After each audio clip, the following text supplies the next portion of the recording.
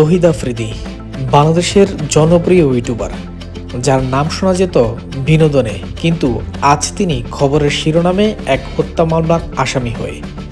কিভাবে এক content creator থেকে তিনি পৌঁছে গেলেন আদালতের কাঠগড়ায়, আসুন জানি তার বিরুদ্ধে গড়ে ওঠা অভিযোগ ও বিতর্কগুলোর আদ্যোপান্ত। আর অনুরোধ করব ভিডিওটি অবশ্যই সম্পূর্ণ দেখবেন এবং চ্যানেলটি সাবস্ক্রাইব করে আমাদের পাশে থাকবেন। আর আপনার যে কোনো মন্তব্য জানাতে পারেন কমেন্ট বক্সে। চলেন শুরু করি। 24 আগস্ট 2025 বরিশালের বাংলাবাজার এলাকা থেকে সিআইডির একটি বিশেষ টিম তৌহিদ আফ্রিদিকে গ্রেফতার করে। পরদিন ঢাকার মেট্রোপলিটন ম্যাজিস্ট্রেট আদালতে তাকে 5 দিনের রিমান্ডে পাঠান। মামলাটি হল 2024 সালের 5 আগস্ট যাত্রাবাড়িতে জুলাই অপরাইজিং এর সময় আসাদুল হক বাবু হত্যার ঘটনা।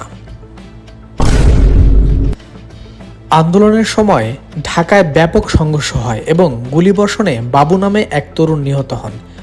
ওই হত্যাকাণ্ডের দায়ের করা মামলায় 25 জন আসামির তালিকায় তৌহিদ আফ্রিদি ছিলেন 11 নম্বরে।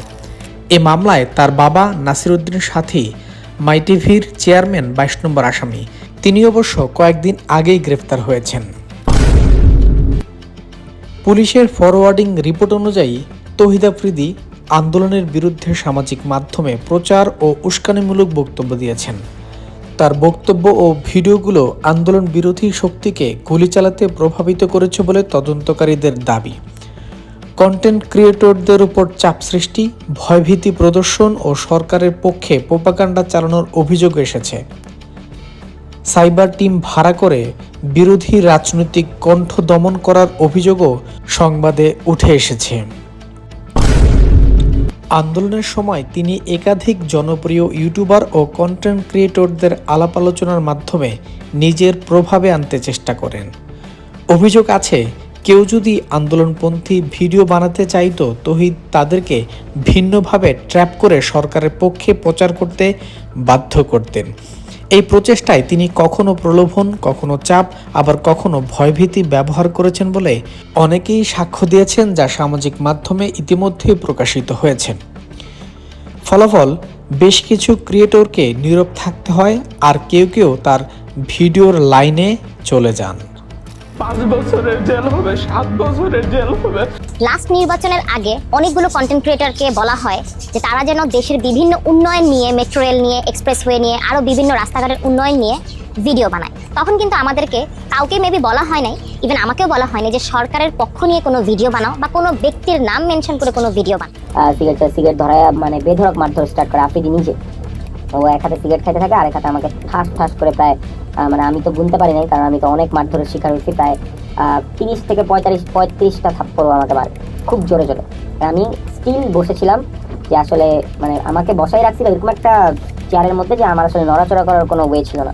অ্যান্ড তখনই বুঝতেছিলাম যে এই পুরো অফিসটা আসলে ওর আন্ডারেই চলে, কারণ যেখানে বসে ও সিগারেট খাচ্ছে, আমাকে বলতেছে এখানে অনেক এমপিরা এসে মারধরের শিকার হয়, মাইক খেয়ে যায়, এরপরে ওদের শিক্ষা হয়, আর যদি শিক্ষা না হয় তাহলে গুম করে দেওয়া হয়। তো এরপর থেকে আসলে আমরা জিম্মি হয়ে যাই যে ও তো এরকম একটা বাজে ভিডিও আমাদের করে দেয়, তোর লাশ কই পড়বে, এটা তোর মা বোনও খুঁজে পাবে না, তোর তো বাপ নাই, তুই তো বুঝবি না, তোর মা বোন তোরা হারাইলে বুঝবে, তুই যাই হবে তোর সাথে এটা তুই সহ্য করে।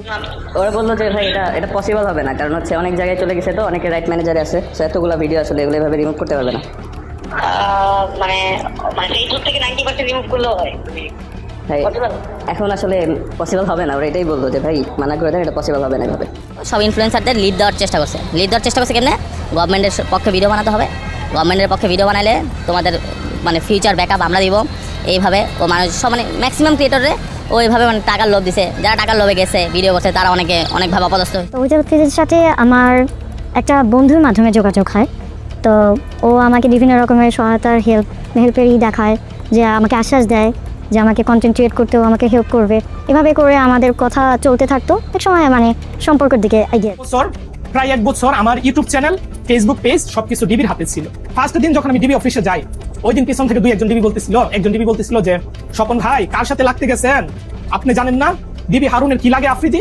পিক করো, বলছে রসকস থাকবে না, মানে তুমি টাইম দিবা না, এটা তো আছেই। ও রসকস থাকবে না বিয়ের পর, বিয়ের আগেই রসকস থাকবে, বিয়ের পর তো আরো দূরে ঠিক আছে, উনি কিভাবে বললো? ওনাকে আমি কি তোমার উপরে কিচ্ছু। হ্যালো, হ্যাঁ কোথায় তুমি? হ্যালো, হ্যাঁ কই, কি করো? এই যে আমি রাতের মধ্যে আছি। ও কোথায় আসবা? তোমার ঠিক করবো রাতে। আচ্ছা ঠিক আছে, ফোন দিও, আগে জানাও। হ্যাঁ কোথায় তুমি? অফিস কাজে। অফিস থেকে গাড়ি চালাও? না অফিস। আচ্ছা তো এখন কি করবো বলো একটু? কি করবো মানে বুঝিনি। মানে আজকে দেখা করবেন আমার সাথে একটু রাতে? আইনজীবীরা আদালতে দাবি করেছেন তৌহিদ সরাসরি হত্যার সাথে জড়িত নন। তারা মানবিক দিক তুলে ধরেন। তিনি নাকি অসুস্থ, ক্যান্সারে আক্রান্ত এবং তার স্ত্রী গর্ভবতী। তবে আদালত এসব বিবেচনা না নিয়ে 5 দিনের রিমান্ড মঞ্জুর করেন। দীর্ঘদিন জনপ্রিয় ইউটিউবার হিসেবে তার বড় ভক্তগোষ্ঠী থাকলেও এই ঘটনায় অনেকেই তাকে প্রচার যোদ্ধা বা নব্য রাজাকার বলে সমালোচনা করছেন। কেউ বলছেন তার জনপ্রিয়তাকে তিনি তরুণদের পক্ষে থেকে না নিয়ে দলীয় স্বার্থে ব্যবহার করেছেন। একসময় ইউটিউবের স্ক্রিনে আলো ছড়ানো তৌহিদ আফ্রিদি এখন দাঁড়িয়ে আছেন আদালতের কাঠগড়ায়।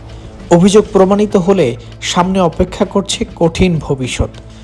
তবে আইনের বিচারে শেষমেশ কি সত্য ঘটনা প্রকাশ পেয়ে তিনি অন্ধকারে নিক্ষিপ্ত হবেন, নাকি তার প্রভাব বিস্তার করে তিনি আবারও বেরিয়ে আসবেন হাসি মুখে? সেটাই এখন দেখার অপেক্ষায় সমগ্র দেশবাসী। প্রিয় দর্শক, আপনার মূল্যবান মন্তব্য আমাদেরকে অবশ্যই জানিয়ে যেতে পারেন। আল্লাহ হাফেজ।